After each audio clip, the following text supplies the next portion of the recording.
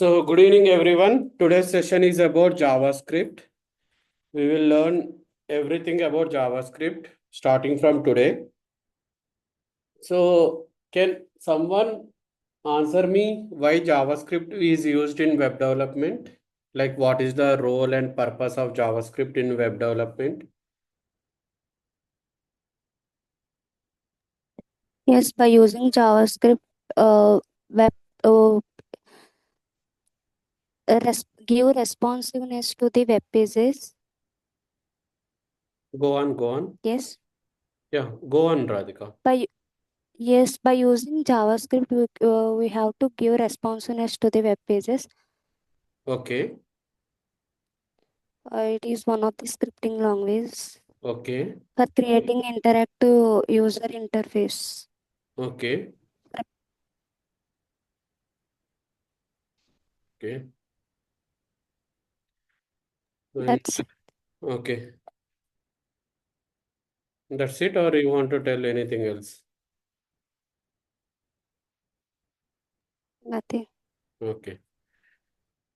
So బేసికల్గా JavaScript ఎందుకు వాడతామంటే జనరల్గా HTML ఏం చేస్తుంది వెబ్ పేజెస్కి మనకి స్ట్రక్చర్ ఇస్తుంది కదా అండ్ CSS ఏం చేస్తుంది మనకి వెబ్ పేజెస్కి స్టైలింగ్ యాడ్ చేయడానికి యూజ్ అవుతుంది అలాగే జావాస్క్రిప్ట్ ఏం చేస్తుంది వెబ్సైట్స్ని ఇంటరాక్టివ్గా చేయడానికి యూజ్ అవుతుంది వెబ్సైట్స్ని ఇంటరాక్టివ్గా చేయడం అంటే ఏంటి ఫర్ ఎగ్జాంపుల్ మనం జావాస్క్రిప్ట్ వాడి ఒక బటన్ క్లిక్ చేస్తే ఫామ్ సబ్మిట్ అవ్వడమైనా లేకపోతే ఒక లింక్ క్లిక్ చేస్తే మనకి వేరే పేజెస్కి రీడైరెక్ట్ అవ్వడమైనా లేకపోతే మనం లాగిన్ చేస్తే అవన్నీ డీటెయిల్స్ కరెక్ట్గా ఉన్నాయా లేదా అని చెక్ చేసి మనకి అథెంటికేషన్ అయ్యి మనకి మన హోమ్ పేజ్ రావడానికైనా ఇవన్నీ డిఫరెంట్ టైప్స్ ఆఫ్ ఫంక్షనాలిటీస్ అలాగే మన HTMLలో ఉన్న కంటెంట్ని ఏదైనా మార్చడానికైనా లేకపోతే మనం ఏదైనా ఆపరేషన్స్ చేస్తున్నప్పుడు డిఫరెంట్ స్టైలింగ్స్ అప్లై చేయడానికైనా వీటివన్నిటికీ మనకి జావాస్క్రిప్ట్ అవసరం అంటే జావాస్క్రిప్ట్ ఏంటంటే మనకి వెబ్ పేజెస్కి జీవితాన్ని ఇస్తుంది ఒక ప్రాణాన్ని పోస్తుంది మనిషి శరీరానికి ప్రాణం ఎంత ఇంపార్టెంటో ఏదైనా చేయడానికి జావాస్క్రిప్ట్ వెబ్ పేజెస్కి కూడా ఒక లైఫ్ ఇవ్వడానికి వెబ్ పేజెస్ని ఒక లైవ్లోకి తీసుకురావడానికి మనకు జావాస్క్రిప్ట్ అనేది చాలా చాలా ఇంపార్టెంట్ సో జావాస్క్రిప్ట్ బేసికల్గా మన HTMLని CSSని మ్యానిపులేట్ చేయడానికి చేంజ్ చేయడానికి జావాస్క్రిప్ట్ అవసరం ఫంక్షనాలిటీస్ యాడ్ చేయడానికి అవసరం మన కంటెంట్ని ఇంటరాక్టివ్గా మన వెబ్ పేజెస్ని ఇంటరాక్టివ్గా చేయడానికి జావాస్క్రిప్ట్ అవసరం ఓకేనా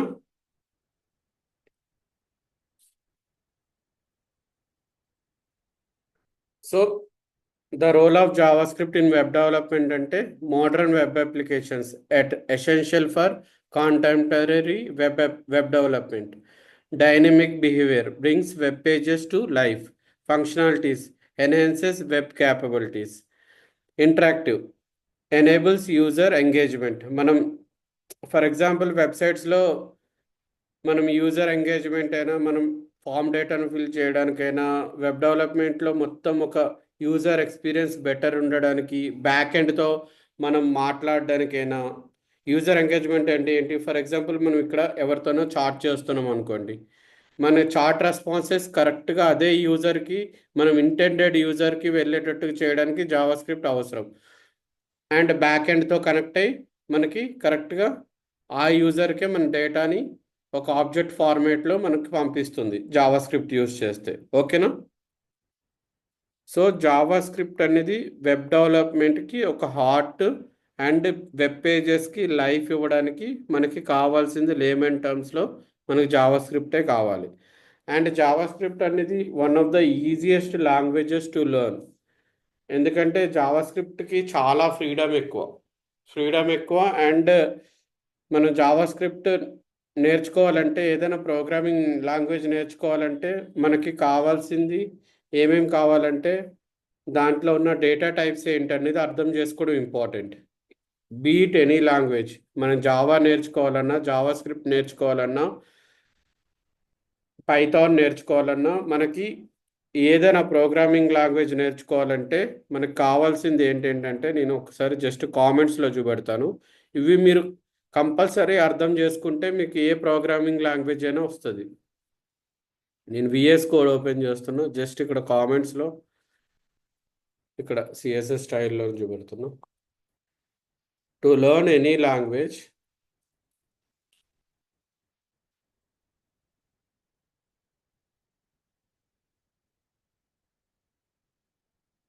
one needs to understand data types. అందులో ఏం డేటా టైప్స్ ఉంటాయో అవి అర్థం చేసుకోవడం.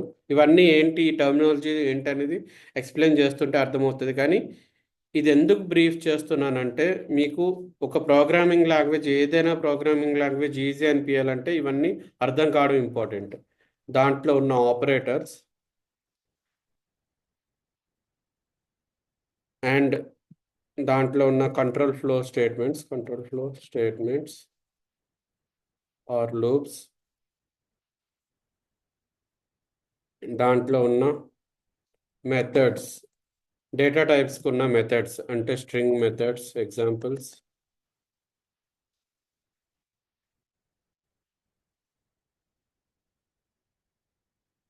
array methods,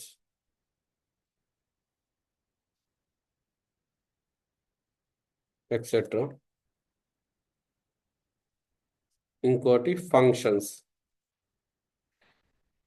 ఏ లాంగ్వేజ్లో అయినా ఈ 5 ఏదైతే ఉందో ఇవన్నీ కామన్గా ఉంటాయి అన్నమాట. అంటే కొంచెం చేంజెస్ ఉంటాయి. డేటా టైప్స్ ఫర్ ఎగ్జాంపుల్ జావాలో డిఫరెంట్ డేటా టైప్స్ ఉండొచ్చు, జావా స్క్రిప్ట్లో డిఫరెంట్ డేటా టైప్స్ ఉండొచ్చు, మనకి పైథాన్లో డిఫరెంట్ డేటా టైప్స్ ఉండొచ్చు. కానీ ఆపరేటర్స్ సిమిలర్గానే ఉంటాయి. ఏదైనా మ్యాథమెటికల్ ఆర్ అర్థమెటిక్ ఆపరేషన్స్ చేయడానికి ఆపరేటర్స్ అనేది కంపల్సరీ. అండ్ ఈ కంట్రోల్ ఫ్లో స్టేట్మెంట్స్ ఉన్నాయి చూడండి, అంటే ఇఫ్ ఎల్స్, కండిషనల్ స్టేట్మెంట్స్, ఇవన్నీ ఇవి ఏంటంటే మనకి లైఫ్లో మనం ఏ వర్క్ చేసినా కండిషనల్గా చేస్తాము అండ్ రిపిటేటివ్గా చేస్తాము. కండిషనల్గా అండ్ రిపిటేటివ్గా. కండిషనల్గా ఫర్ ఎగ్జాంపుల్ ఒక కండిషన్ మీట్ కాకపోతే ఇంకో కండిషన్కి చెక్ చేస్తాం. అంటే కండిషనల్ స్టేట్మెంట్స్ అంటే ఇఫ్ ఎల్స్ ఇవన్నీ వస్తాయి అన్నమాట. సో దీన్ని కండిషనల్ స్టేట్మెంట్స్ అంటాం. మనం లైఫ్లో ఏ పని చేసినా కండిషనల్గా చేస్తాం అండ్ ఏ పని చేసినా రిపిటేటివ్ చేస్తాం. రిపిటేటివ్ చేసే వాటికి వాడేదాన్ని లూప్స్ వాడతాం. ఓకేనా? సో ఇవన్నీ ఏ లాంగ్వేజ్లో అయినా ప్రోగ్రామింగ్ లాంగ్వేజ్ లాజిక్ బిల్డ్ అయ్యేదే మొత్తం ఈ రెండింటి మీద, ఇఫ్ ఎల్స్ మీద, లూప్స్ మీద. ఏది రాసినా లాజిక్ మనం కంప్లీట్గా హ్యాండిల్ చేసేది ఎయిదర్ ఇఫ్ ఎల్స్ ఉపయోగించి ఆర్ లూప్స్ ఉపయోగించి. తర్వాత ఆ ప్రోగ్రామింగ్ లాంగ్వేజ్లో ఉన్న డేటా టైప్స్ మీద ఉన్న మెథడ్స్, ఆ మెథడ్స్ ఉపయోగిస్తే ఏంటంటే మనకి టైం సేవ్ అవుతుంది, సర్టెన్ ఆపరేషన్స్ మనం సింపుల్గా చేయొచ్చు.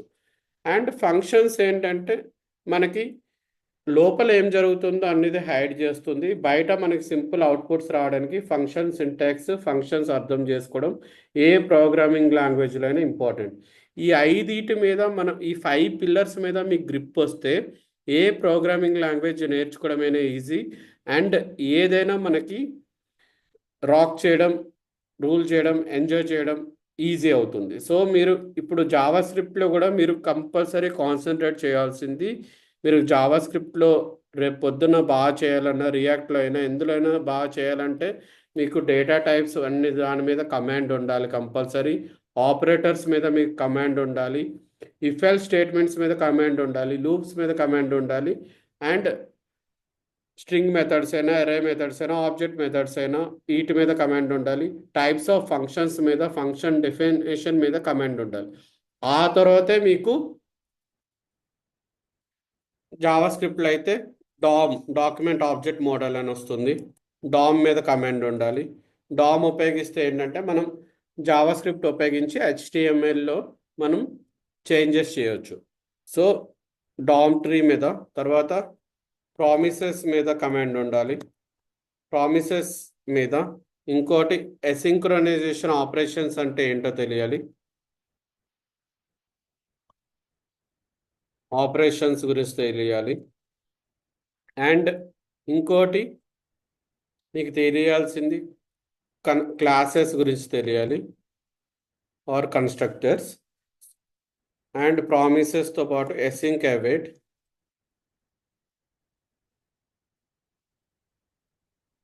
And last but not least ES6 features గురించి తెలియాలి.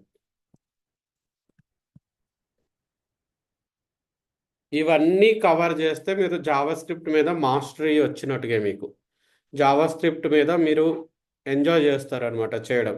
ఈ EA6 ఫీచర్స్ అనేది ఇంటర్వ్యూ పాయింట్ ఆఫ్ వ్యూలో కూడా చాలా important. And each and every topic మనం ఇన్ డీటెయిల్గా అర్థమైనట్టుగా డిస్కస్ చేస్తూ నేర్పిస్తాను మీకు. And moving forward, for example simple question, మీకు సింగిల్ థ్రెడెడ్ లాంగ్వేజ్ అంటే ఏంటో, మల్టీ థ్రెడెడ్ లాంగ్వేజ్ అంటే ఏంటో తెలుసా ఎవరికైనా? ఎప్పుడైనా విన్నారా సింగిల్ థ్రెడెడ్ లాంగ్వేజ్ అంటే ఏంటి, మల్టీ థ్రెడెడ్ లాంగ్వేజ్ అంటే ఏంటి అనేది?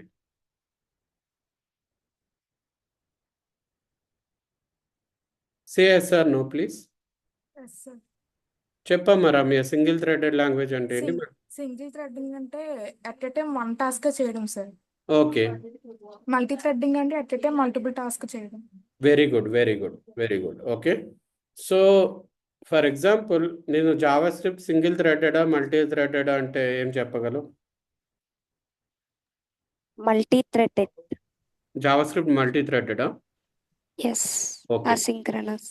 Asynchronous. Okay, so first of all దాని గురించి ఇన్ డెప్త్ వెళ్దాం. అటు మల్టీ థ్రెడెడా సింగిల్ థ్రెడెడా అని చెప్పడానికి చాలా టైం ఉంది, కానీ JavaScript is a single threaded language, not a multi threaded language. Okay, asynchronization operations ఎలాగవుతాయి అనేది ఈవెంట్ లూప్ అవన్నీ మనకి అవి వచ్చినప్పుడు నేను చెప్తాను. బట్ కరెక్షన్ చేయడానికి చెప్తున్నది ఏంటంటే JavaScript is a single thread language, అంటే line by line code evaluate అవుతూ ఎగ్జిక్యూట్ అవుతుంది. Okay, line by line code evaluate అవుతూ ఎగ్జిక్యూట్ అవ్వడాన్ని సింగిల్ థ్రెడెడ్ లాంగ్వేజ్ అంటాం.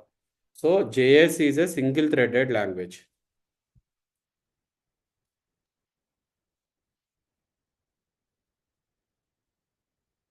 JS is single threaded language, means line by line code execution. Okay, దీన్నే synchronization operations అంటాం. సింక్రోనస్గా execute అవడం అంటాం. సింక్రోనస్ ఆపరేషన్స్ అంటే లైన్ బై లైన్ ఎగ్జిక్యూట్ అవడాన్ని సింక్రోనస్గా కోడ్ ఎగ్జిక్యూట్ అవుతుంది అని చెప్తాం. ఓకే, క్లియరా?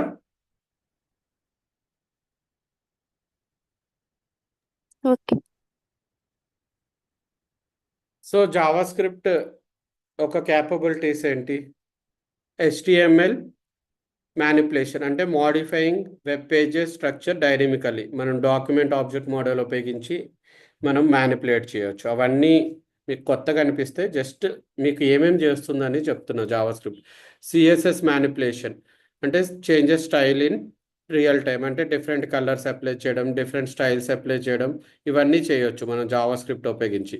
ఇవన్నీ మీకు ఎప్పుడు అర్థమవుతాయి అంటే మనం ఎప్పుడైతే డామ్కి వెళ్ళి డిస్కస్ చేస్తామో అప్పుడు. ఇంకోటి అప్డేటింగ్ కంటెంట్ వితౌట్ రీలోడింగ్ కాకుండా కంటెంట్ని అప్డేట్ చేయొచ్చు. అంటే దీని అర్థం ఏంటంటే సింగిల్ పేజ్ అప్లికేషన్స్ అని ఉంటాయి అన్నమాట. సింగిల్ పేజ్ అప్లికేషన్స్ గురించి డిస్కస్ చేస్తున్నప్పుడు మనం కంటెంట్ని మామూలుగా మన లోడ్ కాకుండా మనం కంటెంట్ని రీలోడ్ చేసుకోవచ్చు అనమాట. ఇవి రియాక్ట్లో అచీవ్ చేస్తాం.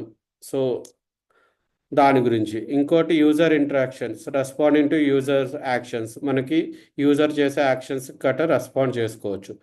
ఇంకోటి ఎక్స్టర్నల్ డేటా ఇంటెగ్రేషన్, అంటే fetching and displaying external data, అంటే మనకి APIs అని ఉంటాయి అన్నమాట. APIs ఉపయోగించి మనం ఎక్స్టర్నల్ థర్డ్ పార్టీ రిసోర్సెస్ నుండి డేటా ఫెచ్ చేసుకోవచ్చు అండ్ డిస్ప్లే చేయొచ్చు. మనం జావా స్క్రిప్ట్ ఉపయోగించి మన వెబ్సైట్స్లో డిస్ప్లే చేయొచ్చు. APIs అంటే ఫర్ ఎగ్జాంపుల్ దాని గురించి నేను డీటెయిల్డ్గా వెళ్ళడం లేదు, కానీ ఇప్పుడు APIsలో మనకి ఫర్ ఎగ్జాంపుల్ గూగుల్ APIs అని ఉంటాయి. వెదర్ అప్లికేషన్ అయినా, ఇప్పుడు గూగుల్ మ్యాప్స్లో ఫర్ ఎగ్జాంపుల్ మనం స్విగ్గీలో ఆర్డర్ పెట్టామనుకోండి, మనకి స్విగ్గీలో ఆ డెలివరీ బాయ్ స్టేటస్, మనకి రూట్ మ్యాప్ అవన్నీ ఎలా తెలుస్తుంది? త్రూ థర్డ్ పార్టీ స్విగ్గీ అన్నోడు మనకి Google APIs or any other APIs map locations వాడి మనకి ఆ డెలివరీ స్టేటస్, మనకి పికప్ నుంచి వచ్చే దారి అంతా చూపెడతాడు. డెలివరీ బాయ్ ఎక్కడ ఉన్నాడు అనేది చూపెడతాడు. ఇవన్నీ API ద్వారా అవుతుంది. సో ఇవన్నీ మనం జావా స్క్రిప్ట్ ఉపయోగించి చేసుకోవచ్చు. అండ్ స్క్రిప్టింగ్ లాంగ్వేజ్ అని ఎందుకు అంటాం జావా స్క్రిప్ట్ని? First of all Java languages ఎందుకు వాడతాం మనం ప్రోగ్రామింగ్లో? చెప్పగలరు ఎవరైనా? జావా స్క్రిప్ట్ అయినా, పైథాన్ అయినా, జావా అయినా, ఇవన్నీ For ఎందుకు? mission understandable language. ఏంటమ్మా? For mission understandable. కరెక్ట్, కంప్యూటర్కి అర్థం కావడానికి వాడతాం. Yeah. ఇప్పుడు మీతో మాట్లాడాలంటే నేను ఫర్ ఎగ్జాంపుల్ General language. నాకు 3 లాంగ్వేజ్లు వచ్చు. ఏంటవి నాకు వచ్చినవి? ఇంగ్లీష్ వచ్చు, తెలుగు వచ్చు, హిందీ వచ్చు. సో నేను ఈ 3 లాంగ్వేజెస్లో మీతో ఇంటరాక్ట్ అవ్వచ్చు. కాకపోతే మీకు హిందీకి రాకపోవచ్చు. సో నేను తెలుగు ఆర్ ఇంగ్లీష్లోనే మాట్లాడాలి ఇప్పుడు. సో మనకి కంప్యూటర్కి అర్థం కావడానికి మల్టిపుల్ లాంగ్వేజెస్లో ఎలా మాట్లాడతాము.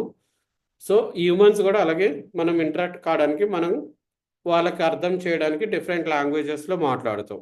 ఫర్ ఎగ్జాంపుల్ కొంతమంది స్పెషల్లీ ఏబుల్డ్ పీపుల్ మాట్లాడలేరు. కొంతమంది అంటే మూగవాళ్ళు ఉంటారు. మూగవాళ్ళు మాట్లాడడానికి మనం సైన్ లాంగ్వేజ్ వాడతాం. సో ఇవన్నీ లాంగ్వేజెస్ వాడేది ఏంటి? ఇంట్రాక్షన్ గురించి. సో మనకు కంప్యూటర్లో అర్థం కావడానికి మనం డిఫరెంట్ లాంగ్వేజెస్ వాడతాం. కంప్యూటర్లో మనకి కావాల్సిన టాస్క్లు పర్ఫామ్ చేసుకోవడానికి, కంప్యూటర్కి అర్థం కావడానికి బ్యాక్ ఎండ్లో, ఫ్రంట్ ఎండ్లో మనం డిఫరెంట్ టైప్స్ ఆఫ్ లాంగ్వేజెస్ వాడతాం. బ్యాక్ ఎండ్లో ఎక్కువ ఫేమస్ ఏంటంటే జావా స్క్రిప్ట్ కూడా ఇప్పుడు వాడుతున్నాం. అండ్ పైథాన్ ఇలాంటివి back end languages, C#, .NET ఇవన్నీ.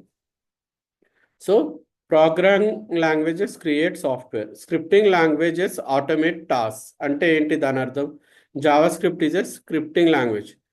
ఇది ఏం చేస్తుంది? It works in browsers to control web pages and create animations.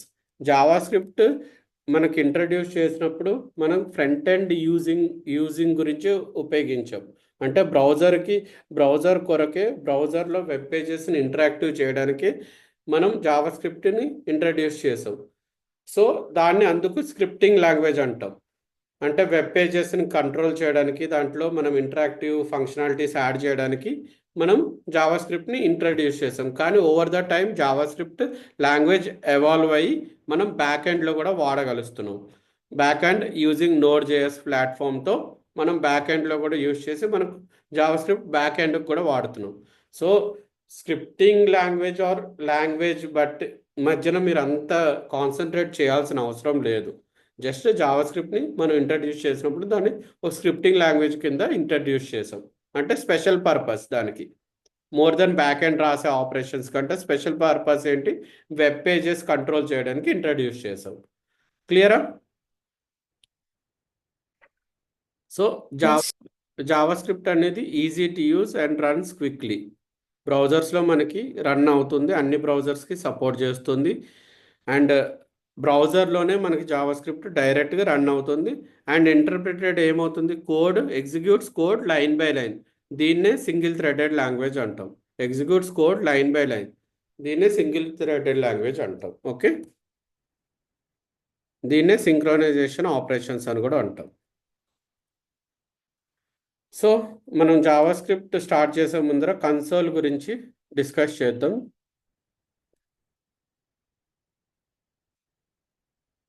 ఇప్పుడు నా బ్రౌజర్ ఓపెన్ చేస్తున్నాం.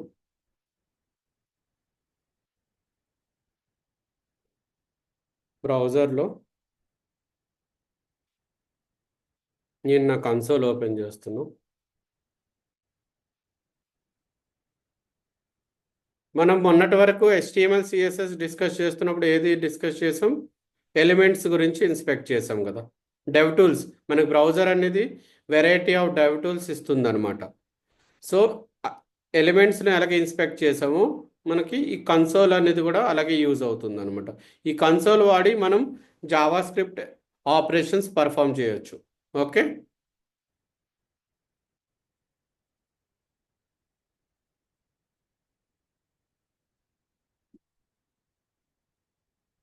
చూడండి ఇక్కడ నేను 1 అని ఎంటర్ చేస్తే మనకి కన్సోల్లో నాకు 1 ప్రింట్ అవుతుంది. ఓకే, అండ్ 2 అని ఎంటర్ చేశాను అనుకో, 2 రీడ్ అయ్యి నేను ఎంటర్ చేయగానే ఎవాల్యుయేట్ అయ్యి 2 ప్రింట్ అవుతుంది.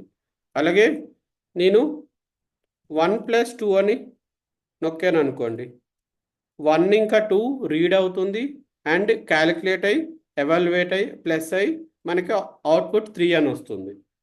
ఇక్కడ బేసికల్గా ఏం జరుగుతుంది, ఏమేం జరుగుతుందంటే రెపెల్ ఆపరేషన్స్ అని అంటాం దీన్ని. రెపెల్ ఆర్ఈపిఎల్ 1 ఎంటర్ చేయగానే ఫస్ట్ 1 రీడ్ అయింది కన్సోల్లో, తర్వాత ఎవాల్యుయేట్ అయింది. ఎవాల్యుయేట్ అంటే 1 నెంబర్, అదే మనకి ఎంటర్ చేయగానే ప్రింట్ అయింది. ఓకే, 2 కూడా నెక్స్ట్ ఇదంతా మళ్ళీ అది అయిపోయిన తర్వాత 2 ఎంటర్ చేశాను. 2 ఎంటర్ చేసిన తర్వాత 2 అనేది రీడ్ అయింది, తర్వాత ఎవాల్యుయేట్ అయింది, తర్వాత ప్రింట్ అయింది.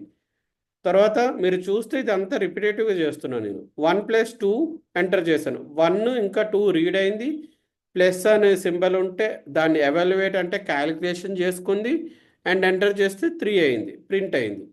రెపెల్ ఆపరేషన్స్ అంటే రీడ్, ఎవాల్యుయేట్, ప్రింట్, ఎల్ అంటే లూప్. ఇవన్నీ లూప్ అంటే ఒక 1 తర్వాత ఇంకోటి నేను చేయగలుగుతున్నాను కదా, అంటే ఒక లూప్లో నేను ఇవన్నీ ఆపరేషన్స్ చేయగలుగుతున్నాను.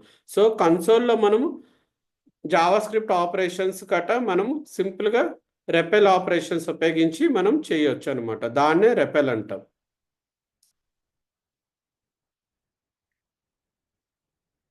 ఏం చేస్తుంది? Are stands for read. The console takes your code input. నేను జస్ట్ 1 అని ఎంటర్ చేశాను. Java script executes the code. Print ఏం చేస్తుంది? The result is displayed and repeats for further input. Loop అంటే మనం అవే టాస్క్లు రిపీట్ చేస్తున్నాం. ఓకే, కన్సోల్లో ఏమవుతుందో అర్థమైందా మీకు? Hello, yes sir. Okay. REPL operations అంటే అర్థమైందా? ఎస్. ఓకే. ఇప్పుడు జావా స్క్రిప్ట్ వేరియబుల్స్కి వద్దాం. వేరియబుల్స్ అంటే ఏంటమ్మా జనరల్గా?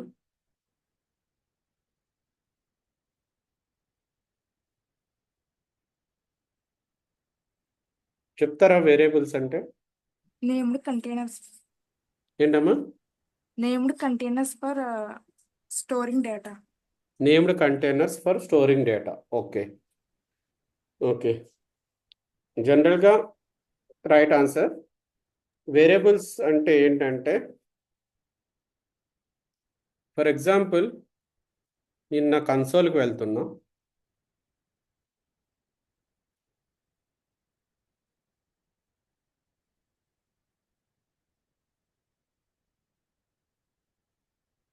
అండ్ ఇక్కడ ఏ ఈజ్ ఈక్వల్ టు 10 అని ఇచ్చాను. ఇక్కడ వేరియబుల్ ఏంటి, వాల్యూ ఏంటి? A general is variable, 10 value. Variable value 10. Value 10. Okay, ఇప్పుడు NUM అని ఇచ్చాను.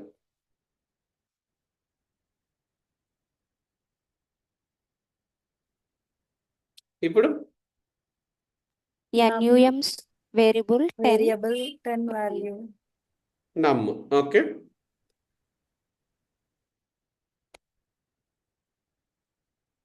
ఫర్ ఎగ్జాంపుల్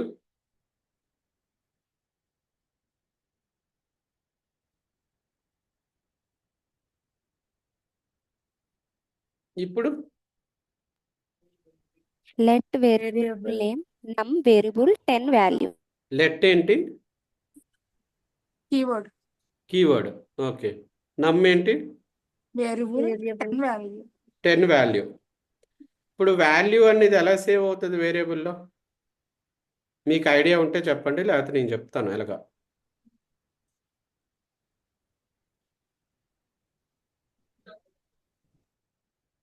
Num అనే వేరియబుల్ లో స్టోర్ అవుతుంది 10.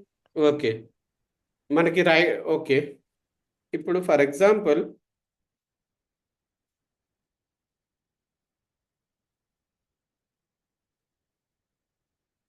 ఇప్పుడు 10 ఈజ్ ఈక్వల్ టు నమ్ అని రాశాను. ఓకే, ఇప్పుడు నాకు సేవ్ అవుతుందా? ఎర్రర్ వస్తుంది సార్. ఎర్రర్ Oh, వస్తుంది, సేవ్ yes. కాదు. ఇక్కడ అవ్వదు. వేరియబుల్ ఏంటి, వాల్యూ ఏంటి? ఈ లైన్లో వేరియబుల్ ఏంటి, వాల్యూ ఏంటి? ఇది ఎర్రర్ కదా. అవును, ఎర్రర్. సో ఎర్రర్ కాబట్టి మనం వేరియబుల్స్ నేమ్స్ అనేది జనరల్గా నెంబర్స్తో స్టార్ట్ చేయకూడదని అర్థం. ఓకేనా? ఎస్. అండ్ దానికి వ్యాలిడ్ వాల్యూస్ ఇవ్వాలని అర్థం. సో ఇవన్నీ వేరియబుల్స్. వేరియబుల్స్ అంటే నథింగ్ బట్ మనము నచ్చిన పేరు ఇచ్చుకోవచ్చు. నచ్చిన పేరు అంటే ఒక వాల్యూకి, ఒక మెమరీ లొకేషన్లో ఉన్న వాల్యూకి నచ్చిన పేరు ఇచ్చుకోవడాన్ని దాన్నే వేరియబుల్ అంటాం. జస్ట్ సింపుల్ టర్మ్స్లో చెప్పాలంటే variable is simply the name of a storage location. ఏదైతే స్టోరేజ్ లొకేషన్ నేమ్ ఉంటుందో దాన్నే వేరియబుల్ అని అంటాం. మనం జావా స్క్రిప్ట్లో ఫర్ ఎగ్జాంపుల్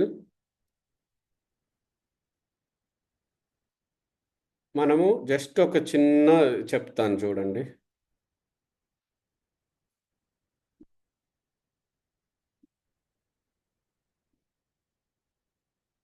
ఇది మనం మెమరీ అనుకోండి. నేను ఇప్పుడు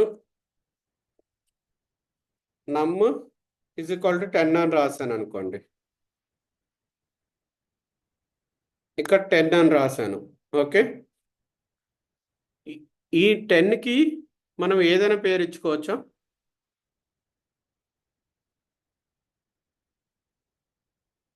ఈ 10 అనే నెంబర్కి వాల్యూకి ఏదైనా పేరు ఇచ్చుకోవచ్చా అని అడుగుతున్నాం. ఎనీ నేమ్ ఇవ్వచ్చా లేదా ఎస్, ఆ కంటైనర్ కి ఇచ్చుకోవచ్చు. ఈ కంటైనర్కి ఏదైనా ఇచ్చుకోవచ్చు. ఓకేనా?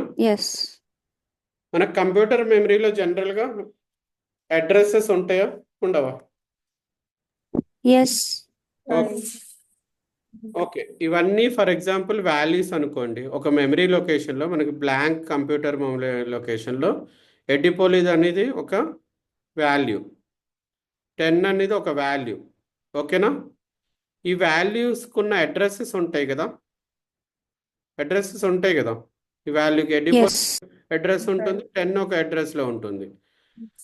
ఓకే, అలాగే రమ్య అనే ఒక అడ్రస్లో ఉంటుంది, రాధిక అనేది ఒక అడ్రస్లో ఉంటుంది. ఈ పేర్లు నేను సేవ్ చేశానంటే. ఓకే, సో ఇవన్నిటికీ ఈ అడ్రసెస్కి మనము జనరల్గా అడ్రసెస్ మనకి పేర్లతో గుర్తుపెట్టుకోలేము కదా. ఈ అడ్రసెస్కి ఫర్ ఎగ్జాంపుల్ అడ్రస్ నెంబర్ 123 అని రమ్యకు ఉంది, రాధికకు వచ్చేసరికి అడ్రస్ నెంబర్ 231 ఉంది.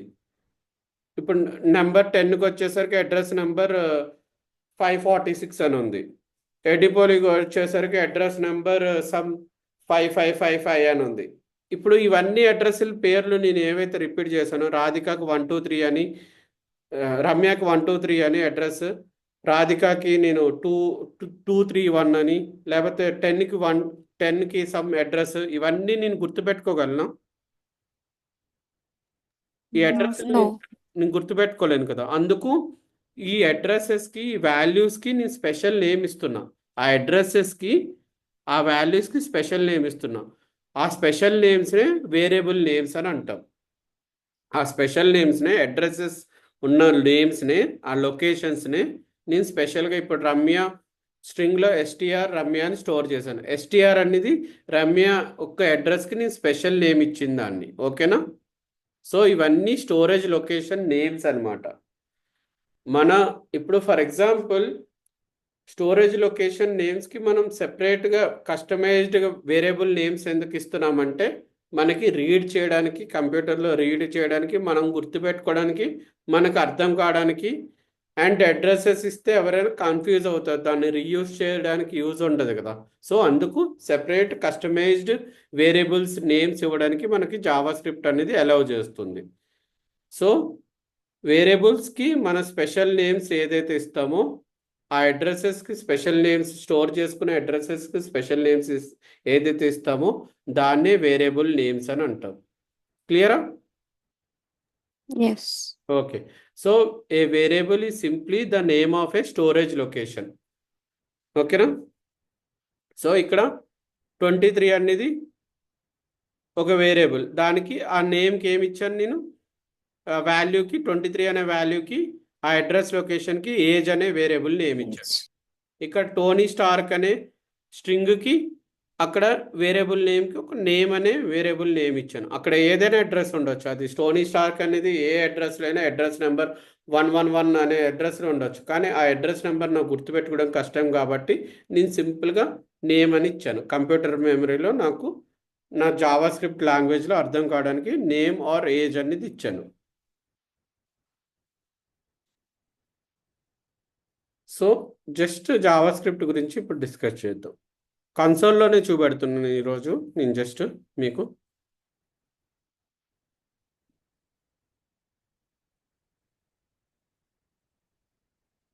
ఇప్పుడు లెట్ నమ్ అని ఇలా రాశాను అనుకోండి, నాకు వేరియబుల్ క్రియేట్ అయినట్టుగా కానట్టుగా. ఎస్ క్రియేట్ అయ్యిద్ది. క్రియేట్ అవుతుంది. క్రియేట్ ఎస్ అవుతుంది కానీ వాల్యూ అసైన్ కాదు. వాల్యూ అసైన్ అవ్వలేదు.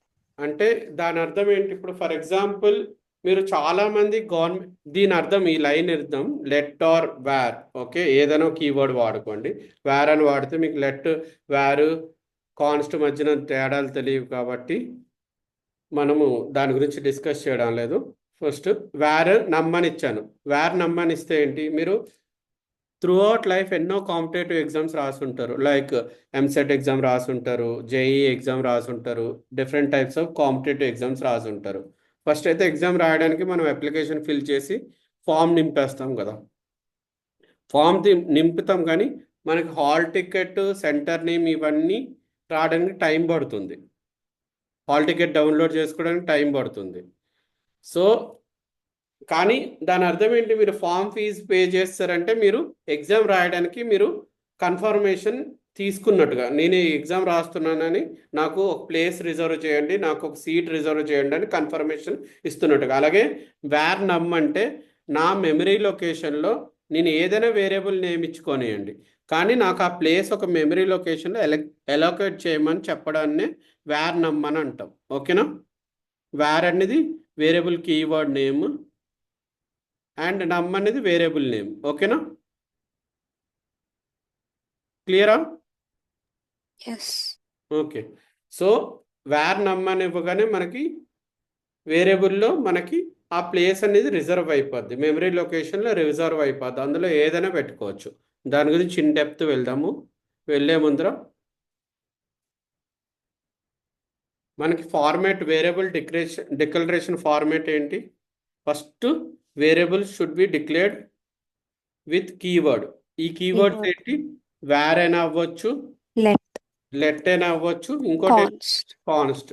జావా స్క్రిప్ట్లో ఈ 3 కీవర్డ్స్తోనే మనం వేరియబుల్ డిక్లరేషన్ అన్ని చేయొచ్చు. Okay.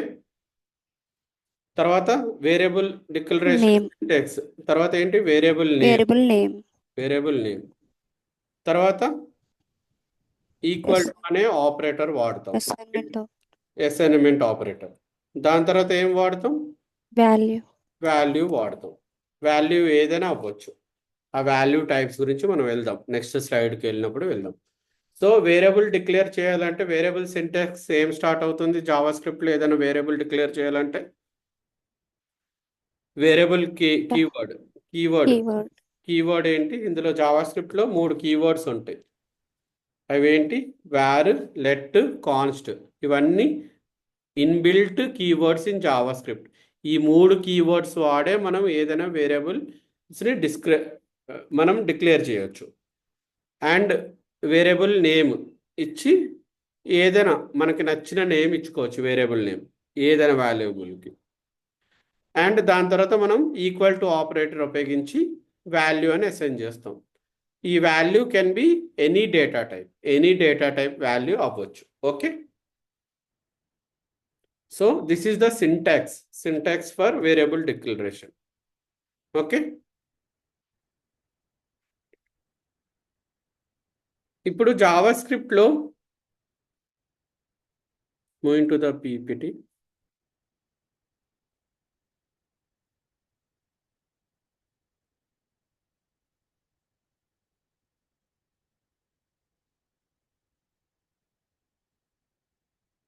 Now coming to the topic is data types. Okay. జావా స్క్రిప్ట్లో మనకి ఎన్ని డేటా టైప్స్ ఉన్నాయి చెప్పగలరు ఎవరైనా? ఐడియా ఉంటే. ఇందులో ఇంకొక కాన్సెప్ట్ చెప్పడం మర్చిపోయాను, ఏపీఐస్ గురించి. ఓకే, సో జావా స్క్రిప్ట్లో ఎన్ని టైప్స్ ఆఫ్ డేటా టైప్స్ ఉన్నాయి? Can anyone answer? Number, string, boolean, అవి కాదు, నాట్, టైప్స్ ఎస్, ఎన్ని primitive data and non types? Primitive, Primitive, primitive non-primitive. And non primitive. Okay, primitive data types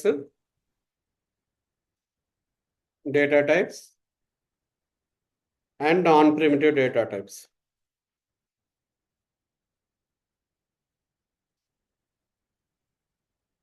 Data types, okay. So two types of data types ఉన్నాయి, two types మన language లో. Non primitive ఇంకో పేరు ఉంది, ఏంటి? Reference data types అని. Okay, so for example primitive data types అంటే మనకు జావా స్క్రిప్ట్లో ఏమేమి ఉంటాయంటే numbers, next strings, next boolean, boolean, next undefined, next not a number, null, next BigInt, ఇంకా symbol. These are primitive data types. Okay, not a number is not a data type. Okay, okay, big and symbol అనేది మీరు ignore చేయొచ్చు, ఈ రెండింటి గురించి కంప్లీట్గా ignore చేయొచ్చు. As of now మీకు అవసరం లేదు, ఎప్పుడైనా అవసరం వస్తే ఫ్యూచర్లో నేర్చుకోండి. Numbers, strings, boolean, undefined, null, ఈ మూడిట్లో అన్డిఫైన్డ్, నల్, ఇవి 5 అర్థం చేసుకోవడం మీకు ఇంపార్టెంట్ ఈ ప్రిమిటివ్ డేటా టైప్స్లో. అండ్ నాన్ ప్రిమిటివ్ డేటా టైప్స్కి వచ్చేసరికి ఏమేమి ఉంటాయి? Objects, arrays, objects, yes, objects, arrays, arrays, functions, functions,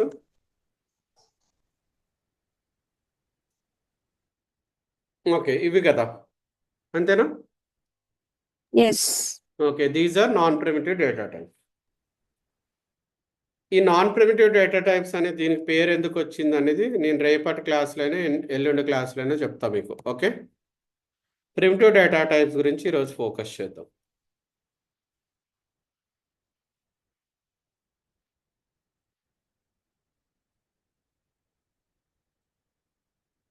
for example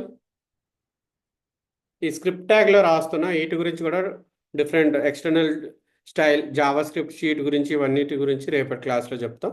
just ఇప్పుడు స్క్రిప్ట్ ట్యాగ్లో లెట్ వేర్తో స్టార్ట్ చేస్తాం. వేర్ నమ్ ఈజ్ ఈక్వల్ టు 10 అని పెట్టాను. ఈ డేటా టైప్ ఏదై ఉంటుంది అనుకుంటున్నారు మీరు? Number. Okay, single line comments add చేయాలంటే కమాండ్ // నొక్కితే కామెంట్ యాడ్ అవుతుంది. సింగిల్ లైన్ అయితే // వస్తుంది జావా స్క్రిప్ట్లో comments. Okay, number data type. Okay, next string data type. ఇది ఎలాగొస్తుంది? Var str double quotes or single quote, ఎడిపోలి, డబుల్ కోట్స్ ఆర్ సింగిల్ కోట్స్లో రాయొచ్చు. సో స్ట్రింగ్ అనేది మనం డబుల్ కోట్స్ ఆర్ సింగిల్ కోట్స్లో పెట్టుకోవచ్చు. డబుల్ కోట్స్లో పెట్టినా కరెక్టే, or else var str1 is equal to single కోట్స్లో పెట్టినా హలో అని పెట్టినా కరెక్టే. ఇంకోటి where str2 is equal to backward ticks ఉపయోగించి ఏ అని పెట్టినా కరెక్టే. ఓకే, బ్యాక్వర్డ్ టిక్ అనేది ES6 ఫ్యూచర్ అనమాట, దీన్ని టెంప్లెట్ రిటర్నర్ అంటాం. ఇది మనకు ఫ్యూచర్లో చెప్తా. సో మన స్ట్రింగ్ డిక్లేర్ చేయడానికి 3 టైప్స్ ఆఫ్ కోడ్స్ వాడచ్చు: double quote, single quotes or back tick character. Okay, next boolean. మీరు బులియన్ డేటా టైప్స్ ఎప్పుడైనా చూసారా వెబ్సైట్స్లో? మీకు ఇన్స్టాగ్రామ్ ఉందా? ఎస్. ఇన్స్టాగ్రామ్లో మిమ్మల్ని ఫాలో చేస్తున్నారో చేయడం లేదు దాన్ని ఏమంటాం మనం జనరల్గా? ఎవరైనా ఫాలో చేస్తే ట్రూ అంటాం, boolean data type. Yes. Follow చేయడం లేదంటే ఫాల్స్. False. ఇది follow button is an example for boolean data type, అంతే కదా. Yes. ఓకే, ఇప్పుడు మీకు నెంబర్ ఆఫ్ ఫ్రెండ్స్ ఎంతమంది ఉన్నారు ఇన్స్టాగ్రామ్లో, నెంబర్ ఆఫ్ ఫాలోవర్స్ అన్నిది, మీరు ఎంతమందిని ఫాలోయింగ్ అన్నిది ఏ డేటా టైప్లో చూపెడతాం మనం ఇన్స్టాగ్రామ్లో? Number data type. Number data టైప్లో చూపెడతాం, అంతే కదా. And for Yes. ఎగ్జాంపుల్ వాళ్ళు ఫాలోవర్స్ నేమ్స్ నొక్కితే మనకి ఆ నేమ్స్ అన్నీ వస్తాయి కదా, దాన్ని ఏ డేటా టైప్లో చూపెడతాం? స్ట్రింగ్ డేటా టైప్లో. String. సో ఫాలో అన్ఫాలో మనకి బులియన్ డేటా టైప్లో చూపెడతాం అలాగే. సో ట్రూ ఆర్ ఫాల్స్ ని రిప్రజెంట్ చేస్తుంది. Okay, 0 or 1. Yes. సో ఈ డేటా టైప్ను మనం ఎలా రిప్రజెంట్ చేయొచ్చు? వేర్ అనే కీవర్డ్ వాడి ఈజ్ ఫాలోయింగ్. ట్రూ అంటే ఇది బులియన్ డేటా టైప్. ఓకే, క్లియరా? Next Yes. అన్డిఫైన్డ్ గురించి చూద్దాం. Undefined data type. Next undefined data type అంటే ఫర్ ఎగ్జాంపుల్ వేర్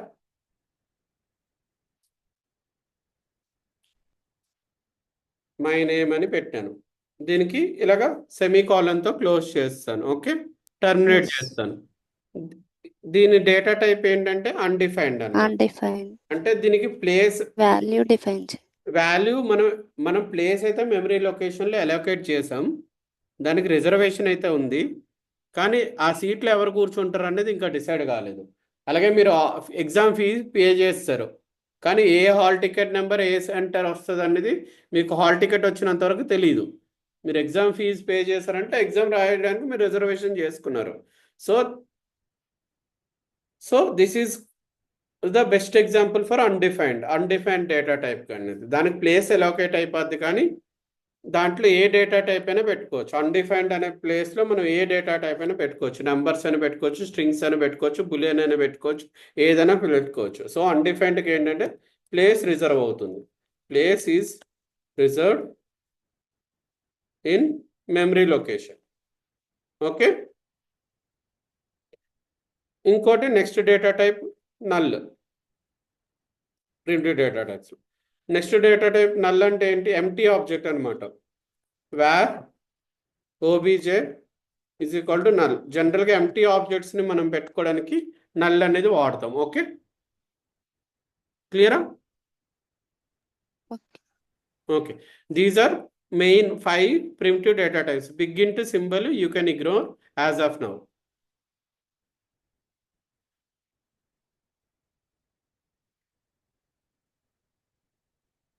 దీన్ని మనం కన్సోల్లో డిస్కస్ చేద్దాం. మనం చెప్పింది కరెక్టా కాదనేది డిస్కస్ చేద్దాం, చెక్ చేద్దాం. Okay,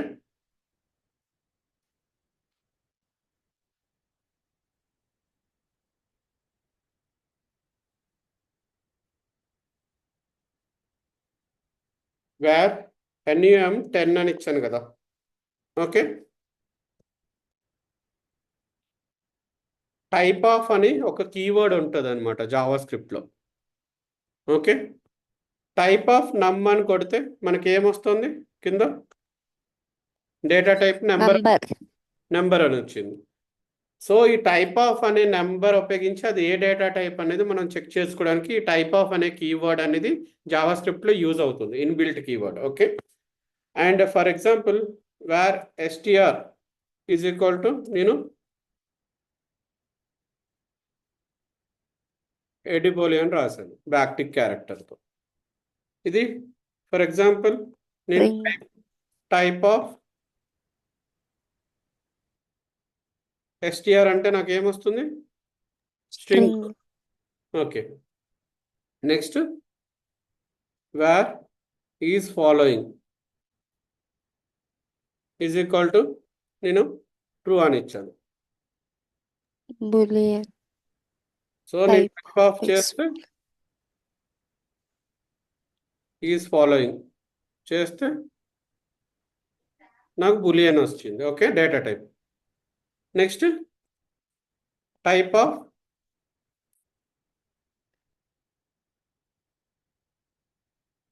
suppose var my name అని ఇలాగ పెట్టాను. ఓకే, ఇప్పుడు దీనికి టైప్ ఆఫ్ నొక్కితే undefined. Type of my name.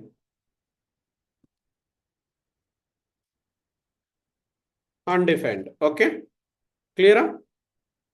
And Yes. ఇప్పుడు ఇది మాత్రం కొంచెం ఆబ్జెక్ట్ అని వస్తుంది. Var obj is equal to null. Type of null ఏంటి?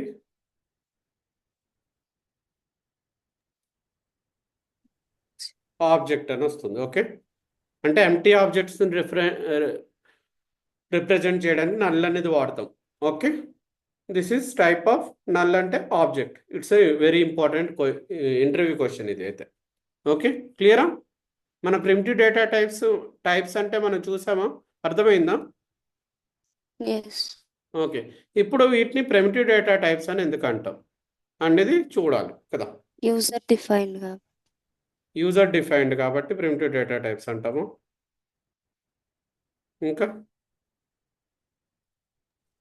సింగిల్ వాల్యూ కాబట్టి ఏంటమ్మా? Single single value value. Correct, single value ఉంది కాబట్టి ప్రిమిటివ్ డేటా టైప్స్ అంటాం. Correct answer. ఇది నా మెమరీ లొకేషన్ అనుకో. ఇందులో ఏమేమి డేటా టైప్స్ ఉన్నాయి చెప్పండి. Null. Undefined. అన్డిఫైన్డ్ ఉంది, నెంబర్ ఉంది. ఓకే, బులియన్ ఉంది, ఇవన్నీ ఉన్నాయి. ఫర్ ఎగ్జాంపుల్ మనకి అండర్ ద వుడ్ మెమరీ లొకేషన్లో ఏం జరుగుతుంది తెలుసా?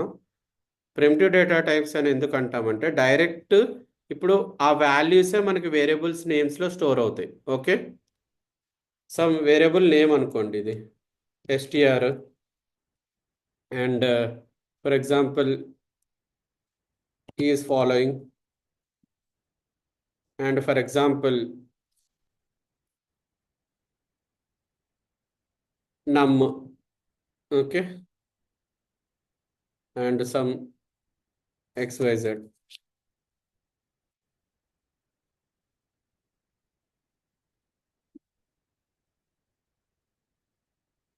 ఇప్పుడు నేను ఎస్టీఆర్కి ఇది డైరెక్ట్ అలొకేట్ చేస్తుంటే ఏమవుతుంది? నాకు ఫస్ట్ ఎడిపోలి అనే వాల్యూ ఒక మెమరీలో స్టోర్ అయింది.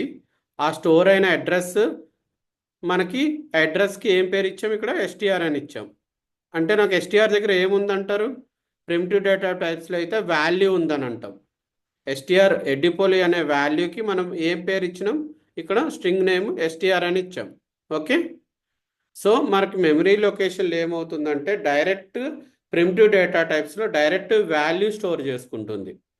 ఓకే, సో సింగిల్ వాల్యూస్ అన్నీ మనకి స్టోర్ అవుతాయి.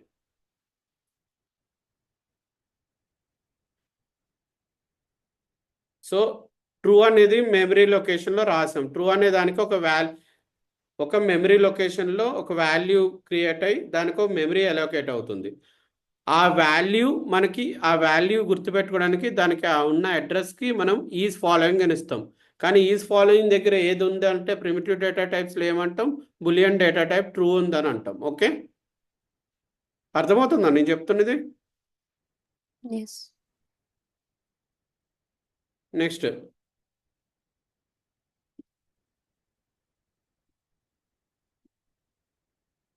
నా దగ్గర నమ్ దగ్గర ఎంత ఉంది? నమ్ వేరియబుల్లో నాకు వాల్యూ ఎంత ఉంది? 10 ఉంది. సో నాకు ప్రిమిటివ్ డేటా టైప్స్లో డైరెక్ట్ వాల్యూ స్టోర్ చేసుకుంటాం మన వేరియబుల్స్ నేమ్స్లో. ప్రిమిటివ్ డేటా టైప్స్లో మనం స్టోర్ చేసుకుంటాం? డైరెక్ట్ వాల్యూ స్టోర్ చేసుకుంటాం. ఈ పాయింట్ మీకు అర్థం కావడం చాలా చాలా ఇంపార్టెంట్. ఎందుకంటే ఈ పాయింట్ అర్థమైతేనే మీకు స్ట్రింగ్ ఇమ్యూటబిలిటీ అంటే ఏంటి అర్థమవుతుంది, ఇవన్నీ అర్థమవుతుంది. నేను అందుకే అక్కడ క్యాన్వాలో అది రాసింది. Okay, so in primitive data types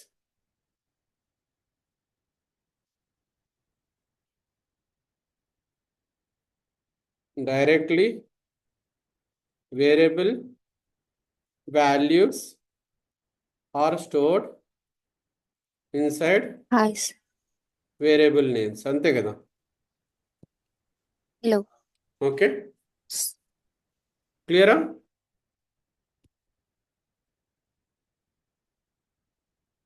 primitive data types అంటే క్లియర్ అయిందమ్మా?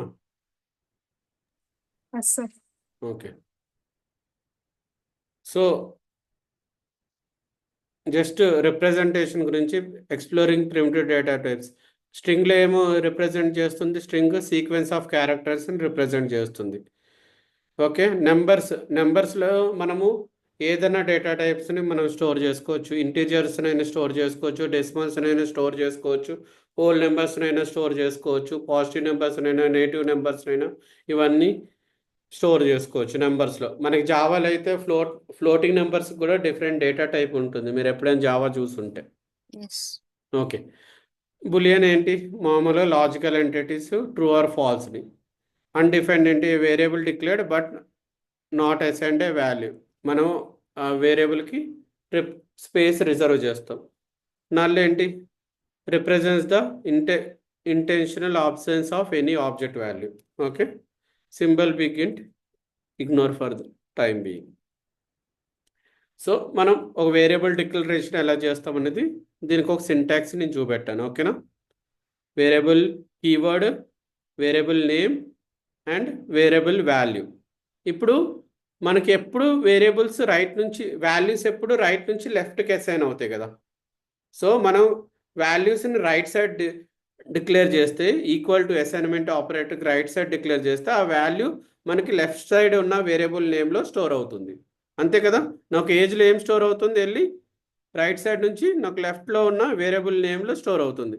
30 ఏజ్లో నాకు వాల్యూ 30 అని స్టోర్ అవుతుంది. ఈ స్టూడెంట్కి ట్రూ అనేది నాకు రైట్ టు లెఫ్ట్ స్టోర్ అవుతుంది. అంతేకాని లెఫ్ట్ టు రైట్ మనం స్టోర్ చేసుకోలేము ప్రోగ్రామింగ్ లాంగ్వేజెస్లో. క్లియరా ఈ పాయింట్? ఇప్పుడు అంతేగాని నేను 30 = ఏజ్ అని రాస్తే స్టోర్ చేసుకోలేను. క్లియరా? సార్. ఎస్. ఇది జస్ట్ మీకు అడిషనల్ ఇన్ఫర్మేషన్ గురించి, మెమరీ అలొకేషన్ ఎలాగ అవుతుంది జావా స్క్రిప్ట్లో మీరు ఫ్రీ టైంలో ఒకసారి చదువుకోవచ్చు. ఓకే. జస్ట్ మీకు అడిషనల్ ఇన్ఫర్మేషన్ గురించి పెట్టాను. అండ్ దాని మెమరీ అడ్రసెస్ ఇవన్నీ మీకు ప్రిమిటివ్ డేటా టైప్స్ అవ్వడానికి కొన్ని రిప్రజెంటేషన్స్ పెట్టాను. I will be sharing this document with you. You guys can refer in free time. So different types of representations ఇచ్చానమాట నేను. మీరు ఫ్రీ టైంలో జస్ట్ ప్రిమిటివ్ డేటా టైప్స్ అంటే ఎప్పటికీ గుర్తుండిపోవడానికి. ప్రిమిటివ్ డేటా టైప్స్లో మనం ఏదైతే వాల్యూ అసైన్ చేస్తామో ఆ వాల్యూ వెళ్ళి ఆ వేరియబుల్ నేమ్లో స్టోర్ అవుతుంది. రిఫరెన్స్ డేటా టైప్స్లో మాత్రం అడ్రసెస్ స్టోర్ అవుతాయి, వాల్యూ స్టోర్ కావు. ఓకేనా? అది రెఫరెన్స్ డేటా టైప్స్ చెప్పలేదు కాబట్టి ఇప్పుడు దాని గురించి ఇన్డెప్త్ వెళ్ళడం లేదు. కానీ ప్రిమిటివ్ డేటా టైప్స్లో ఏమవుతుంది అనేది మీరు అర్థం చేసుకోవడం చాలా చాలా ఇంపార్టెంట్. నెంబర్స్ డేటా టైప్ గురించి డిస్కస్ చేస్తే మనం ఇంటీజర్స్ అయినా ఏదైనా సేవ్ చేసుకోవచ్చు నెంబర్స్లో. For example I'm going to my console. ఇప్పుడు let num is equal to ఏదైనా ఫ్లోటింగ్ నెంబర్ అంటే ఏంటి? డిసిమల్తో స్టార్ట్ అవుతుంది కదా. 10.9. ఇప్పుడు దీని అవుట్పుట్ ఏమొస్తుంది నేను ఎంటర్ నొక్కితే? చెప్పండి. నెంబర్ వస్తుంది, టైప్ ఆఫ్ అని ఇస్తే. టైప్ ఆఫ్ అని ఇస్తే అవుట్పుట్ ఏమొస్తుంది? వాల్యూ. ఎంటర్ నొక్కితే నెంబర్ అక్కడ అసైన్ చేశాను కాబట్టి నెంబర్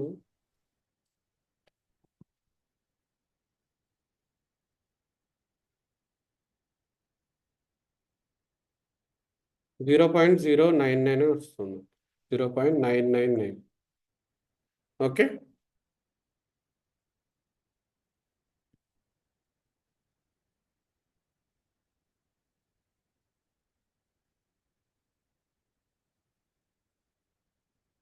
ఎంత వచ్చింది? 0.999 అవుట్పుట్ వచ్చింది కదా మనకి. ఓకే. ఫర్ ఎగ్జాంపుల్ నేను నమ్ములో ఇది ఎందుకు చూపెడుతున్నానో మీరు అర్థం చేసుకోండి. 0.9999 అని ఎక్కువ డిజిట్స్ ఇచ్చేసాను అనుకోండి, ఇన్ని డిజిట్స్ ఇచ్చాను అనుకోండి, ఇప్పుడు నాకు ఏమొస్తుంది తెలుసా?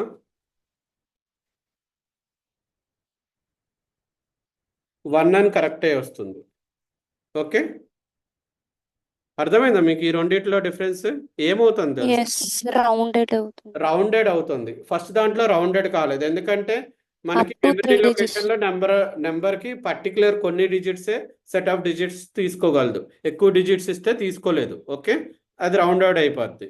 ఓకే, సో ఫ్లోటింగ్ నెంబర్స్ అయినా ఇంటీజర్స్ అయినా మనం ఏదైనా మైనస్ అయినా ప్లస్ అయినా ఇవన్నీ నెంబర్స్లో ఇచ్చుకోవచ్చు. Okay, integers I mean positive numbers ఇవన్నీ మనం నెంబర్స్ డేటా టైప్లో రిప్రజెంట్ చేయొచ్చు.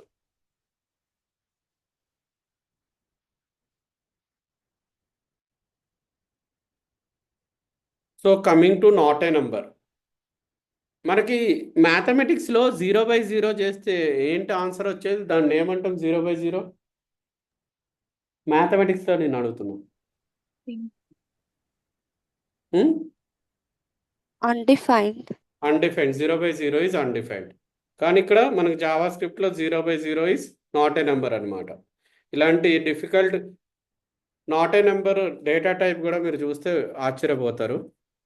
చూడండి, అంటే ఇలాంటి ఆపరేషన్స్ ఏదైతే కొన్ని దీనికి రిజర్వ్డ్ కీవర్డ్ అనేది నాట్ ఏ నెంబర్ అనేది బిల్డ్ చేశారు జావా స్క్రిప్ట్లో. You are saying that not a number is not a data type. Yes, Yes. Not a data type, but type of NaN అంటే ఏమొస్తుంది తెలుసా మీకు? Not a number. Type of not a number అంటే NaN అంటే ఇది వస్తుందా? Okay, చూపెడతా చూడు. టైప్ ఆఫ్ ఎన్ఏఎన్ అంటే నెంబర్ అని వస్తుంది.